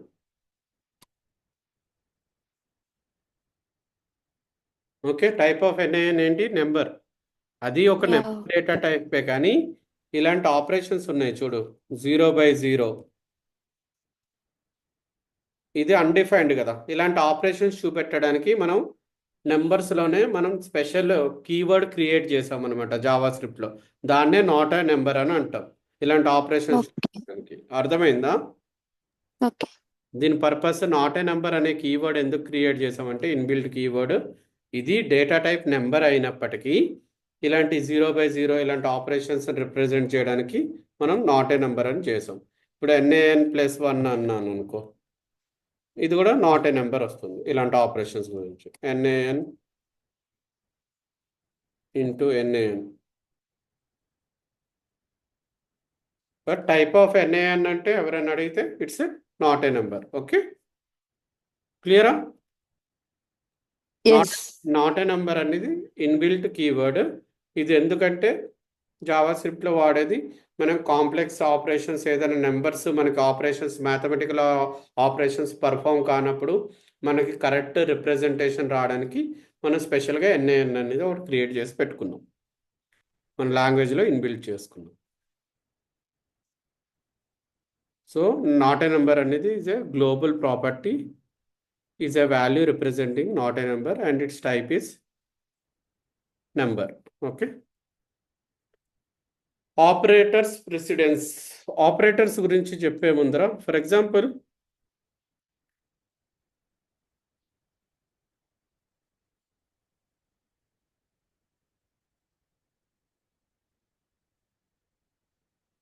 Let A is equal to 10 అని క్రియేట్ చేశాను. Okay, and let B is equal to 20 అని క్రియేట్ చేశాను. ఇప్పుడు నేను A + B అని రాస్తే అవుట్పుట్ ఎంత వస్తుంది? A + B అని రాస్తే ఎంత వస్తుంది? 30. 30. దీన్ని అడిషన్ ఆపరేటర్ అని అంటాం. అడిషన్. Yes. దీన్ని ప్లస్ సింబల్ వాడి మనం డినోట్ చేస్తాం, అడిషన్ ప్లస్. ఓకే, నెక్స్ట్ సబ్ట్రాక్షన్ని మనం మైనస్తో ఇండికేట్ చేస్తాం. A - B అంటే ఏమవుతుంది? అక్కడ ఆన్సర్ ఎంత వస్తుంది? -10. A - B -10 వస్తుంది. A × B 200. దాన్ని ఏ సింబల్తో మనం చూపెడతాం మ్యాథమెటిక్స్లో? Asterisk. యాస్ట్రిక్ సింబల్తో చూపెడతాం. ఇంటూ కాకుండా యాస్ట్రిక్ సింబల్. మల్టిప్లికేషన్ చూపెట్టేది ఆపరేషన్స్ చేయడానికి జావా స్క్రిప్ట్ చేయడానికి మనం యాస్ట్రిక్ సింబల్ వాడతాం మల్టిప్లికేషన్ ఆపరేషన్స్ చేయడానికి. ఈ ఆపరేషన్ చేయడానికి ఇప్పుడు ఫార్వర్డ్ స్లాష్ వాడని చూడండి, అదేం చేస్తుంది? డివిజన్. డివిజన్. అంటే ఇప్పుడు ఏ బై బి చేస్తే ఎంత వస్తుంది ఆపరేషన్? నాకు ఆన్సర్ 0.5. 0.5. 0.5. 0.5. దీన్నే ఏమంటాం మనం మ్యాథమెటిక్స్లో కోషియంట్ అని అంటాం.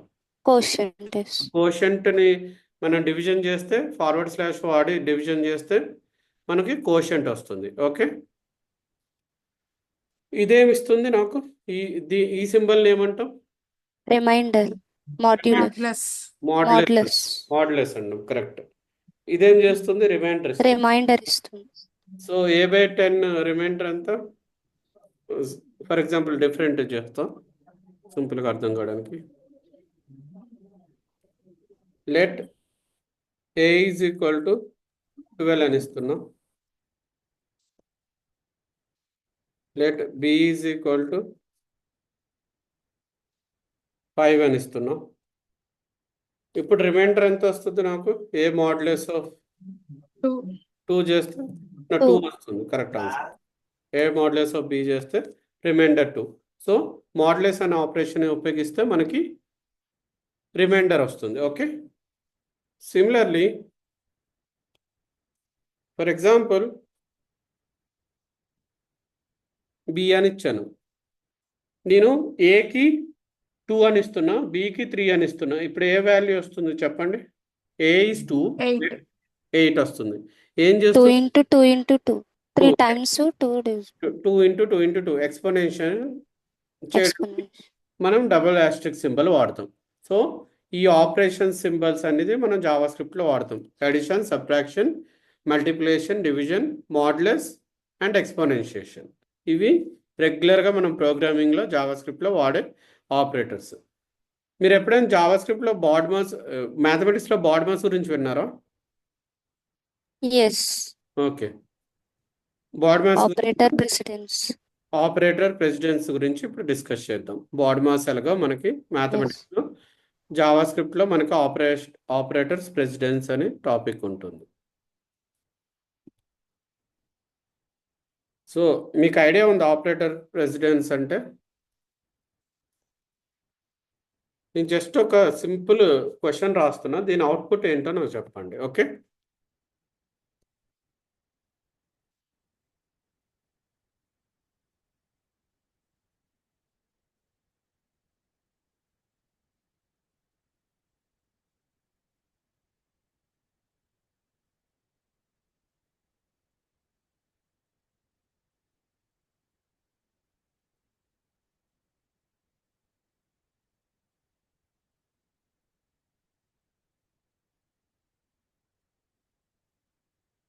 దీని అవుట్పుట్ ఏంటి గెస్ట్ చేయగలరా? Can anyone try to answer this? నేను ఎక్స్ప్లెయిన్ చేస్తా ఆపరేటర్ ప్రెసిడెన్స్ అంటే, జస్ట్ మీరు చెప్పండి, జస్ట్ గెస్ అంతే.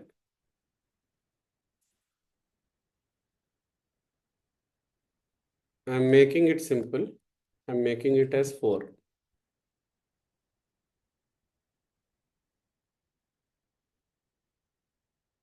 Can anyone try to answer this output?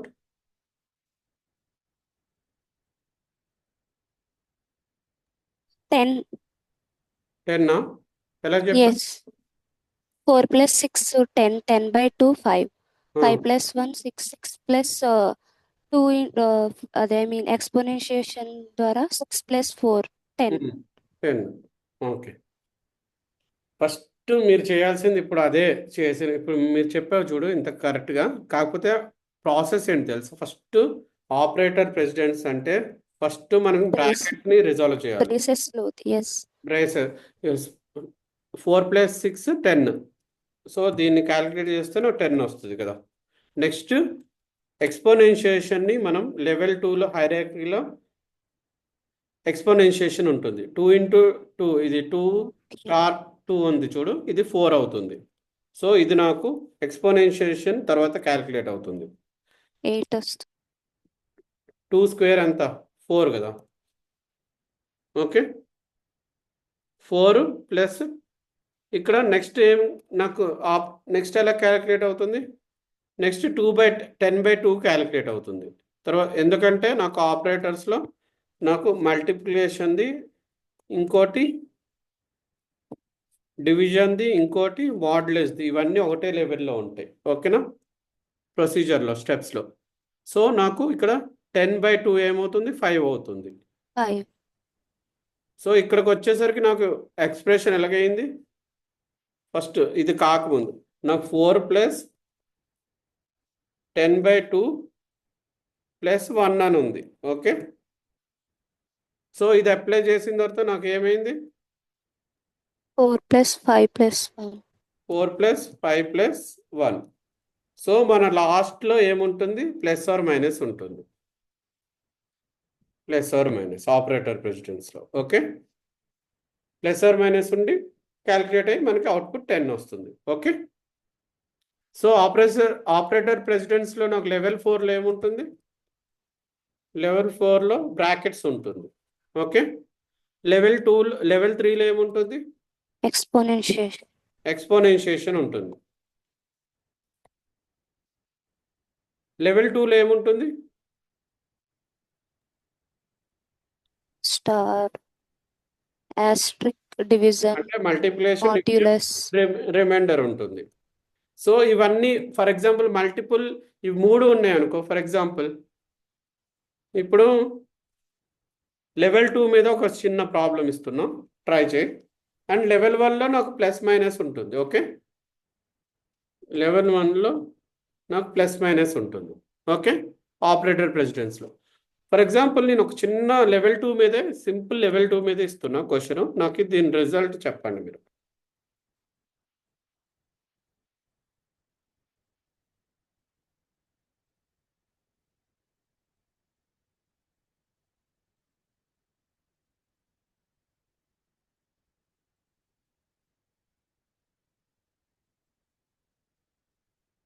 ఇప్పుడు దీని రిజల్ట్ చెప్పండి. ఈ క్వశ్చన్ Left to right వెళ్తుంది. 2/2 1. 1 into 2 2. 2 percentile/2 0.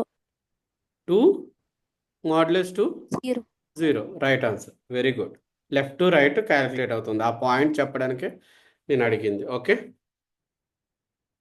So operator precedence వాడి మనం ఇలాగా అర్థమెటిక్ ఆపరేషన్స్ చేయొచ్చు జావా స్క్రిప్ట్లో. Hope this is clear. Yes. Okay, so దాని డైరెక్టరీ గురించే మనం ఈ స్లైడ్లో మెన్షన్ చేస్తాం. బ్రాకెట్స్ ఎక్స్పోనెన్షియేషన్, ఆస్ట్రిక్ అంటే మల్టిప్లికేషన్, డివిజన్, మాడ్యులస్ అంటే రిమైండర్, ప్లస్ మైనస్ లాస్ట్లో ఉంటాయి. ఓకే, ఈ ఈ లెవెల్ 2 లెవెల్ 1 ఏమో లెఫ్ట్ టు రైట్ మనకి వర్కౌట్ అవుతుంది. ఈ ఎక్స్పోనెన్షియేషన్ అయితే మల్టిపుల్ ఎక్స్పోనెన్షియేషన్స్ ఉంటే రైట్ టు లెఫ్ట్ అప్లికబుల్ అవుతుంది. ఓకే, క్లియరా? సో ఈరోజు క్లాస్కి అయితే ఇదే. ప్రిమిటివ్ డేటా టైప్స్ అంటే అర్థమైందా? Hello. Yes. Yes, sir. So నేను వేరియబుల్ చిన్న basic questions couple of questions అడుగుతాను. నాకు ఎవరో ఒకరు ఆన్సర్ చెప్పండి 1 by 1. నేను వేరియబుల్స్ సింటాక్స్లో డిక్లేర్ చేయడానికి వాడే కీవర్డ్స్ ఏంటి? Var, let, const. Const. Okay, వేరియబుల్స్కి నేను ఏదైనా పర్టికులర్ నేమ్ ఇవ్వచ్చా, ఎనీ నేమ్ ఇవ్వచ్చా? Any name Any ఇవ్వచ్చు. name. ఎనీ నేమ్ ఇవ్వచ్చు. ప్రిమిటివ్ డేటా టైప్స్లో నాకు స్టోర్ అయ్యేది ఏంటి వేరియబుల్స్లో? Number, boolean, string, అవును, కానీ undefined, నాకు null. నేను అడిగింది ఏంటంటే కరెక్టే ప్రిమిటివ్ డేటా టైప్స్ అంటే, కానీ అందులో స్టోర్ అయ్యేది నాకు డైరెక్ట్ వాల్యూ స్టోర్ అవుతాయి ప్రిమిటివ్ డేటా టైప్స్లో. Okay. Value store. ఓకే, ఈ JavaScript single threaded or multi threaded language? Single threaded language. ఎందుకు single threaded? Because of line by line execution done. Code line by line execution వల్ల single threaded language అంటాం. ఇప్పుడు let STR అని పెట్టి semicolon పెట్టాను, let STR అని పెట్టి semicolon పెట్టాను. ఆ డేటా టైప్ Undefined. అన్డిఫైన్డ్. దాని అర్థం ఏంటి?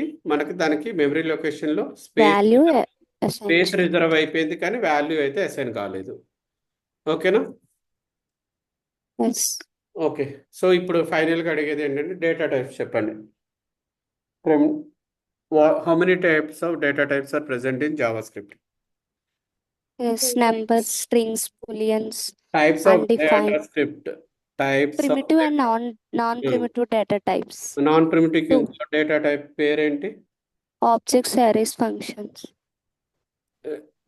నాన్ ప్రిమిటివ్ కి ఆల్టర్నేటివ్ డేటా టైప్ పేరు వాడేది reference. Reference data type. Okay, ఇప్పుడు ప్రిమిటివ్ డేటా టైప్స్ చెప్పు. Number, strings, booleans, undefined, null. Null. Big int and symbol also. Big int all simple. Non primitive data types లో Objects, arrays, functions. ఓకే, non primitive data types అని ఎందుకు అంటాం అనేది నేను రేపటి క్లాస్లో చెప్తాను వాటికి. ఇంకోటి ఫర్ ఎగ్జాంపుల్ ఇప్పుడు ఇన్స్టాగ్రామ్ ఎగ్జాంపుల్ చెప్పాను కదా, మనకి కౌంట్ చూపెట్టేది నెంబర్ డేటా టైప్లో స్టోర్ అవుతుంది. మామూలు నేమ్స్ చూపెట్టే స్ట్రింగ్స్లో డేటా టైప్లో స్టోర్ అవుతుంది. ఫాలోయింగ్ అన్ఫాలోయింగ్ ఇది Boolean. బులియన్. ఫర్ ఎగ్జాంపుల్ మనం సిఎస్ఎస్ ఇన్స్టాగ్రామ్లో ఎక్కడైనా వాడతామా జావాస్క్రిప్ట్ సిఎస్ఎస్? ఇన్స్టాగ్రామ్లో ఒక పర్సన్ లవ్ చేస్తున్నాడు, ఒక సింబల్ని లైక్ చేసిన Yes. లవ్ సింబల్ వస్తుంది చూడండి, అది Yes. JavaScript HTML entity. HTML ఎంటిటీకి మనం Yes. కలర్ అప్లై చేస్తున్నామంటే ఆ జావాస్క్రిప్ట్ కలర్ అప్లై చేస్తున్నట్టుగా కదా. Yes. జావాస్క్రిప్ట్ వాడి మనం సిఎస్ఎస్ కూడా అప్లై చేయొచ్చు. Okay, summary today's class summary క్లియరా మీకు ఏమేమి చెప్పుకున్నాం అనేది? Yes. Okay, now coming to the quiz.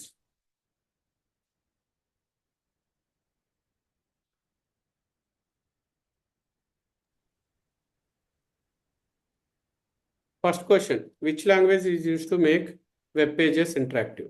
JavaScript C. JavaScript. JavaScript is a Scripting language. Scripting language. option B is the right answer. What does REPL stand for? Read, evaluate, print, loop. Loop. Right C. Which function is used to display messages in the console? Console.log. Console.log. Right answer. Which of the following is a primitive data type? String. String. Right answer. How do you declare a variable in JavaScript? ES6 లో. ES6 అంటే నేను చెప్పలేదు కానీ Let name. Let name or var name, both are var name is var not name. ES6. Okay, ES6 okay, only let. ES6 introduce Okay. కాకముందు ES6 అంటే ఇది JavaScript versions అమ్మా. Versions ఏంటంటే Okay. మనకి కొన్ని ఫీచర్స్ ఇంట్రడ్యూస్ చేస్తుంటాం. ఇప్పుడు JavaScript అనేది చాలా ఓల్డ్ లాంగ్వేజ్ కదా, దానికి ఏంటి Okay. మనం వార్తో ఫస్ట్ వేరియబుల్స్ అన్ని డిక్లేర్ చేసేటోళ్ళం. లెట్ కాన్స్ట్ అనేవి మనం ES6లోనే ఇంట్రడ్యూస్ చేసాం అనమాట. Okay. వార్కి లెట్కి కాన్స్ట్కి ఏంటంటే ఈ కీవర్డ్స్కి డిఫరెంట్ సూపర్ పవర్స్ ఉంటాయి అనమాట. దానికి అంటే వార్కి ఎక్కువ సూపర్ పవర్స్ ఉంటాయి, లెట్కి కాన్స్ట్కి కొంచెం రిస్ట్రిక్టెడ్ పవర్స్ ఉంటాయి అనమాట. సో రిస్ట్రిక్టెడ్ పవర్స్ ఇచ్చాం లెట్ కాన్స్ట్కి, రిస్ట్రిక్టెడ్ పవర్స్ ఇచ్చి ES6లో ఇంట్రడ్యూస్ చేసాం. ఓకే, దాని గురించి డిఫరెన్సెస్ చెప్తా. లెట్ అంటే ఏంటి, వార్ అంటే ఏంటి, రేపు ఫస్ట్ చెప్పేది అదే concept, differences between let versus const versus war. ఇది చాలా చాలా ఇంపార్టెంట్ ఇంటర్వ్యూ క్వశ్చన్ కూడా మీకు. ఎవ్రీ ఇంటర్వ్యూ క్వశ్చన్లో ఎస్పెషల్లీ ఫ్రెషర్స్కి అయితే కంపల్సరీ అడుగుతాడు. మీరు ఎక్స్పీరియన్స్ పెట్టుకుని అడుగుతారు, 2-3 years పెట్టుకున్నా. ఓకే, నెక్స్ట్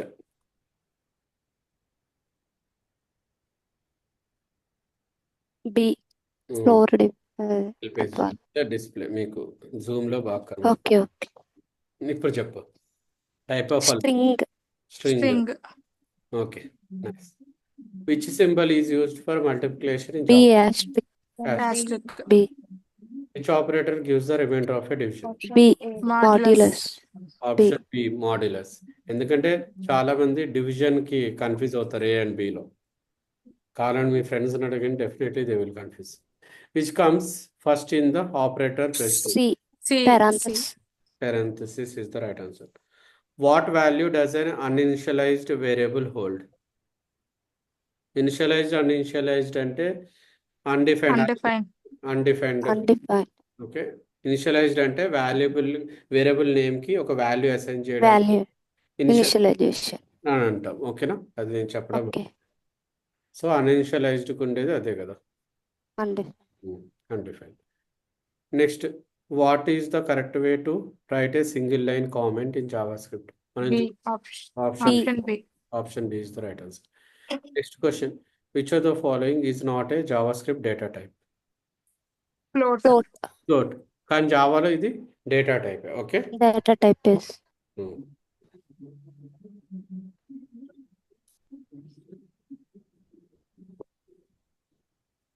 అలర్ట్ గురించి చెప్పలేదు కానీ జస్ట్ అలర్ట్ చూపెట్టడానికి అలర్ట్ అని వాడతాం. So how to show an alert box in Java? B. Alert. B. Alert. B. Okay. What will console.log 2 plus string 2 output? Option B. B. B. అందరికి క్లియరా? ఇది ఇక్కడ ఎవరికైనా డౌట్ ఉందా? Clear. క్లియర్ కదా? Clear, sir. What is the result? Concatenate chest. Concatenate చేస్తుంది, అవన్నీ మనం నెక్స్ట్ క్లాస్ లో డిస్కస్ చేద్దాం. What is the result of 3 exponential 2? C. C. C. It is 9. 3 square అని అర్థం మ్యాథమెటిక్స్, అంతే కదా? So which keyword is use to declare a const in JavaScript? B. B. Const. Const. ఓకే. JavaScript code is run by Browser. Browser. బ్రౌజర్లోనే run అవుతుంది. JavaScript engines అన్ని built అయి ఉంటాయి. సో మనకి కోడ్ ఎప్పుడు బ్రౌజర్లోనే రన్. Browser లో run. Which are the following shows data in the HTML page not in console? Document dot write. Okay, very good. నేను చెప్పకపోయినా మీకు తెలుసు ఇది. What is null in JavaScript? A number. ఏ నెంబరా? Value for no A value for object. no object. For no value object. For no object. మనం టైప్ object. Null అని చూస్తే Type ఆబ్జెక్ట్. అయితే ఇది yes. మీకు ఎప్పుడు ఇది అర్థమవుతుంది తెలుసా? రియాక్ట్ లో మనం చేసేటప్పుడు ఎంటీ ఆబ్జెక్ట్స్ కొన్నిటికి పెట్టాల్సి వస్తుంది. అప్పుడు నల్ ఒక ఇంపార్టెన్స్ అప్పటి వరకు మీకు అర్థం కాదు. ఓకే, అప్పుడు అర్థమవుతుంది. Okay. చలో, ఎనీ క్వశ్చన్స్? No. ఈరోజు జస్ట్ థియరీ పార్టే కాబట్టి నేను కోడింగ్ పార్ట్ ఎక్కువ ఎక్స్ప్లెయిన్ చేయలేదు. జస్ట్ ప్రిమిటివ్ డేటా టైప్స్ మీకు అర్థం కావాలన్నదే నా ప్రైమ్ మోటివ్. హోప్ అది అర్థమైతే చాలు. ఈరోజు నా purpose of the class achieve అయినట్టుగా. Hope you guys understood that. Yes. Okay, thanks for joining. Good night. Bye, take care. Thank you.